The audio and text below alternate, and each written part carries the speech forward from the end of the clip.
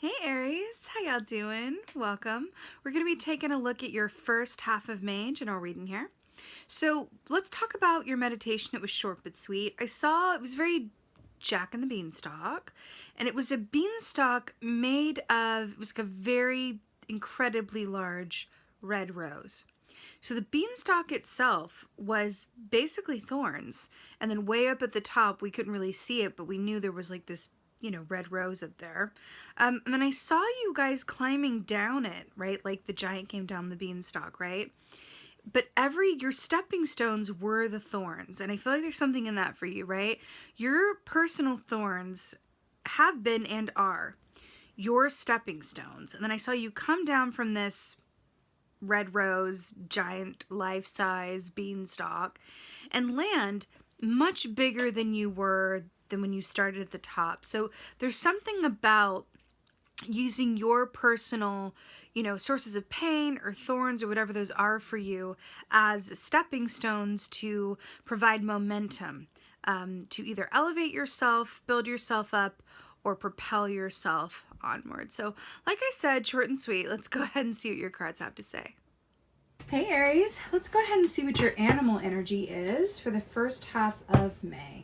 Let's see what's going on for Aries with this larger than life rose beanstalk. Oh my God, that's so good. Okay, let's talk. So you got the sea serpent here. Here we have Jormungandr, right? The child of Floki and Angrboda. Well, actually it was Loki and Angrboda. But Floki from a particular show called Vikings, which I always think of when I see this. But anyway, Jormungandr was the serpent who wrapped itself around the entirety of the world underneath the ocean, and it's, bites its own tail. This is a symbol of great healing and emotional freedom, right? Now, sea serpent can also equate to the Queen of Swords in the Tarot, which is very much about being well seated in your seat of confidence, right? Feeling like you have all of the, energy and purpose and leadership qualities that you need to live your highest and best life and have a positive effect on others. Queen of Wands is very much about the home and the hearth. Her family comes first, and she very much, has this beautiful way of tending to her own needs and the needs of others in a way that nobody feels slighted or shortchanged. So that's Queen of Wands. The sea serpent, though, this particular medicine is really about that emotional healing and that emotional release and detoxification process, right? So when you get this, this circle represents spirit, right? So this is a major energy coming up for you, which denotes a very pivotal point in your soul experience, right? It's not arbitrary, it's not a minor. This is a major moment for you. It could even be a turning point for you. And what I'm really obsessed with about this is that, remember we saw in the meditation that aspect of your personal thorns being your stepping stones, and then we have the sea serpent, which is all about, having the benefit of that, just feeling emotionally cleansed, feeling like all of the things that brought you pain or kept you up at night or really got stuck in your craw or whatever this was, whether this was aspects of yourself that were keeping you stagnant or self-sabotaging, whatever that is for you, right? Being free of that. Because what's on the other side of this is a brand new potential. Being able to manifest new things, breaking free of old toxic or karmic patterns. This is a beautiful, beautiful, detoxifying, freeing, emotionally sound energy to come up for you. So this is really, really beautiful. All right. Let's see what the cards have to say. This could be even like repurposing your pain. Repurposing your pain. Okay. So, interesting. We got the Ark of the Covenant and the reverse. I'm going to hold it in the upright for the sake of the visual here. So the Ark of the Covenant, number 11. I'm using the Akashic Tarot today, by the way, so it's a bit different than the traditional. But the Ark of the Covenant, this is a really interesting key because in the upright, this speaks of you being exactly where you're meant to be. You doing the work that you're meant to be doing. It doesn't have to be like a specific line of work, but it's work that is served by your soul purpose, right? So if you're here to help and heal others, you're in a line of work that allows you to do that. If you're here to, change the world and make a new, new world where we're able to come out of this current cycle and, save the planet. You're in a line of work that allows you to, make those scientific advances or be in a position, maybe as a politician, where you're able to kind of like make those changes. Whatever work it is that you do, right? It is directly tied to your soul purpose. So it feels important to you. It feels like it's, even when it's difficult, it's still a line of work that is worthwhile. Now, you guys got this in the reverse, right? So when this is in the reverse, this can speak of a disconnect from where you are. You might be feeling, this is in the past position coming in here, right? This could be feelings of like, am I where I'm supposed to be? It doesn't feel like it used to. I'm not getting the same amount of joy or satisfaction that I did. And again, this is directly related to the work that you do, right? Now, it doesn't have to be work that you get paid for, right? This can be, the other work that you do that is more aligned with your passions or whatever it is. But this is, in the reverse, this is very much a feeling that I've missed a step along the way, or I'm not exactly where I'm meant to be. And it's this feeling of dissatisfaction or disconnect. Okay. Let's see what else is going on. Wow, another reversal. Okay, Aries. So we have the waterfall here. So this is 6 of forces, right? So the waterfall in the upright speaks of being directly connected to your source of power, which is really interesting because I saw the beanstalk as well, and we have this waterfall.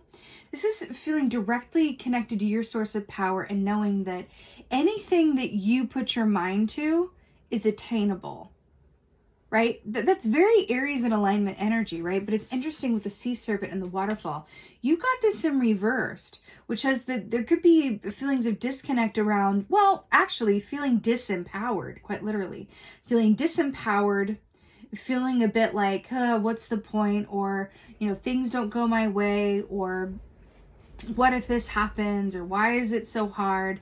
There's a lack of flow here. In the upright, the water flows, right? And all is right in the world. But in the reverse, it's kind of a feeling of like push and pull, stagnant, fighting against the tide, right? I feel like there's a certain release that wants to happen within for you, to where it's just, release it. Let's get into the sea serpent. Let's just absolutely release it, right? And it's interesting because I do feel like it's involving or activating your emotional core in some very, powerful ways. It feels very emotional. Okay, here we go. Got an upright. So this is brilliant. So here we have 5 of scrolls, diversity. So when this is in the upright, this speaks of doing more than one thing, expanding your options, or really opening up your worldview to know that anything that you can think of, right? You have all of the tools at your disposal to live the life that is curated by you. And I feel like this is kind of what we're looking at. It's like your life curated by you, right? It's like the Aries curation lifestyle sort of thing, where it's kind of like, look at all of these books and look at all these scrolls, right?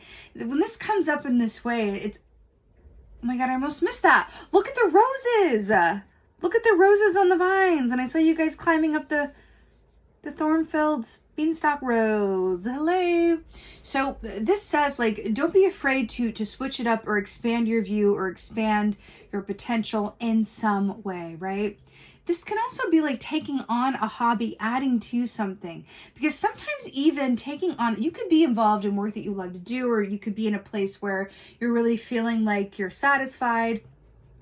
And even taking on a hobby that's really been calling to you, or volunteering, can really lead to things outside of just that one choice that have like a domino effect, right? You volunteering or choosing something as a hobby, you're joining a group, you end up meeting someone or a group of people that play, a pivotal role in this other thing that leads you there, and then you travel there, right? It's kind of that domino effect of one divinely inspired choice, you rising to it, right, can have long and far-reaching effects that you could never foresee in the moment of just following through on that one impetus. So I feel like that's your advice here with diversity. Switch it up, expand your worldview. I feel like there's a lot more for you that exists on the other side of, playing it safe or doing things as you've always done them.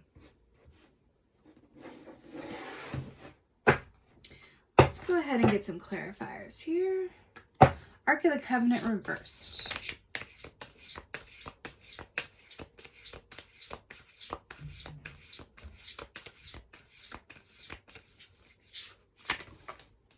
Wow, okay, brilliant.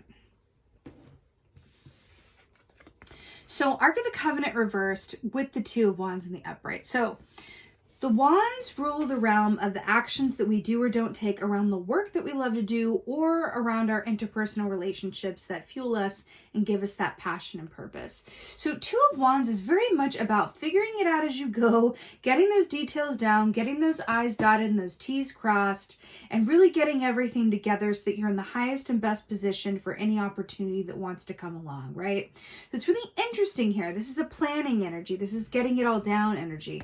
And then we have it with the Ark of the Covenant in reverse. I'm hearing go back to the drawing board. Go back to the drawing board. More water here. Because there's an aspect of this emotional freedom or emotional feel-goods that only exists really on the other side of you being allowed to first identify and acknowledge that there's something about your current situation, whether this is work, personal, where you live, how you live, within yourself, whatever it is, that is not exactly satisfying or doesn't necessarily feel great. But the first step is acknowledging that, right? And then really taking the time to consider, what about that is eliciting these feelings of discontent or, feeling like you're not exactly where you're meant to be. But acknowledging that is I cannot tell you how important that is. Because it's not until you acknowledge that Spirit, the universe, can step in and start sending you signs and signals around that as validation, right? So for example, I feel like I'm not exactly where I'm meant to be. Just for an example, I make really good money. I'm in a smart line of work. I've got, relationship that, is by all means serviceable. But I just have this feeling that I've not where I'm meant to be right now. I don't feel the passion for life that I feel like, I want to feel. So acknowledging that can be very scary because on the back of that acknowledgement is inevitable change. Because you can't unknow what you know. You can't unacknowledge what you acknowledge, right? Because then it's denial and it's a waterfall upside down, right? But it feels like that's a really important step to come to play for you guys here, is really acknowledging that, really bringing that to the forefront of your awareness. Waterfall here.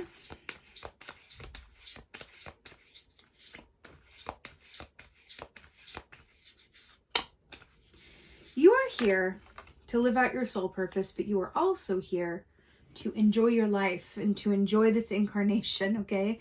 I want to say that. Here we have justice here.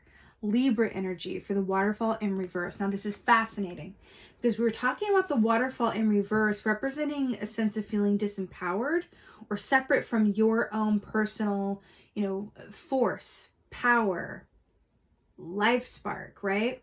And then we have justice here with the Libra energy number 11 saying, justice is very much about, balanced, but everything being exactly as it's meant to be. It's fair, it's just, legal matters are taken care of, everyone, why am I hearing the quote that a truly good compromise or a good deal is where neither side feels like they've won? There's something in that for you with this waterfall in reverse. I feel like there's an imbalance going on within you and or your given circumstances that are directly related to this need for this, emotional detoxification and to incorporate other things or different things into your experience. Because it just feels like something is missing or something's a bit askew. And this justice coming in here goes, I know that. I can feel that. Right? Because we kind of have a mirror image here. We have the 11, right? Which is the 2 scales traditionally. And then we have the 2 of Wands here. And then with the Ark of the Covenant, we have these 2 rods holding up this tent, which are also like look at the 2 of Wands, see? Which is also fire energy. And then we have the fire here with the Ark of the Covenant. I'm really hearing to go back to the drawing board. Go back to the drawing board. Diversity. Diversity. 5 of Scrolls. You know, 5 is the number of change, right? Oh, here we go. So a lot of air energy, right? So 5 of Scrolls, Scrolls relates to the air, right? So Knight of Swords, this is really, really brilliant because this is about, it can be communication that is blunt in nature. This is also about personal insights and knowledge. That is, like I said, not being able to unsee what you've seen or unknow what you know. But this is having a rush of that truth come in that is just like, wow, I realize this now. I've seen the light. I figured out my issue. I figured out a better way, whatever this is. And having all this information coming in such a direct way, in such an obvious way, in such an indisputable way that there's absolutely no room for misinterpretation or confusion. And with this 5 of Roles diversity, I feel like there's you know, knowledge or information that wants to come to you around how you can switch this up or incorporate other joy-filled pursuits into your experience. But it's only going to come if you allow yourself to consider the possibility that you are able to live a life that is more emotionally fulfilling or more passion fueled than you currently are. And then we have the sea serpent here as well, which really speaks of that, again, that emotional freedom that comes on the other side of releasing all of that, you know, pain or self-doubt or fear. What's really interesting here is in this final position for you, you have all these roses in the background here, which is that Jack and the Beanstalk, right? Coming out of it. I'm kind of getting this with the Jack and the Beanstalk story. Didn't Jack's mother, if I can remember it correctly, didn't Jack's mother like give him some money and tell him to go get some milk or buy a cow or something in town, and instead he buys these beans because he's an out of the box thinker and he's thinking big, right? I feel like there's something in that for you. I feel like that's a lot about what this diversity is talking about. It's not about buying the cow as you always would, but it's about buying the beans, taking a chance, taking a risk, and investing in yourself or your situation in a way that could yield surprising, exciting, and different results. Okay? Cool. Let's go ahead and get an oracle here. This is the new Stephen D. Farmer Oracle deck that I've really been living for. Oh my God. So good. Look at this. Magician conjuring. Would you look at that? How amazing is that?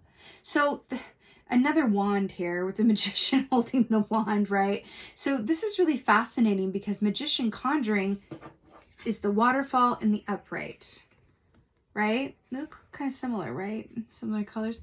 So this is very much about understanding that you have the potential and ability to manifest the life that you desire and to really, you know, shift your circumstances in such a way where they are to your, I want to say liking, but really in a way that really fulfills and inspires excitement, love, passion, devotion within you, right?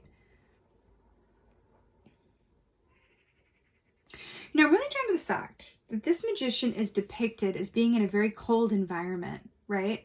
But yet she's not really wearing a coat. She's not even wearing any shoes. There's nothing to kind of warm her. I'm going back to that stepping on the thorns, your thorns being your stepping stones. I'm really hearing that you have an opportunity here to really go outside of your comfort zone and really allow your past mistakes or your past pain or what has, you know, hurt you in the past or not gone your way to inform you or fuel you moving forward.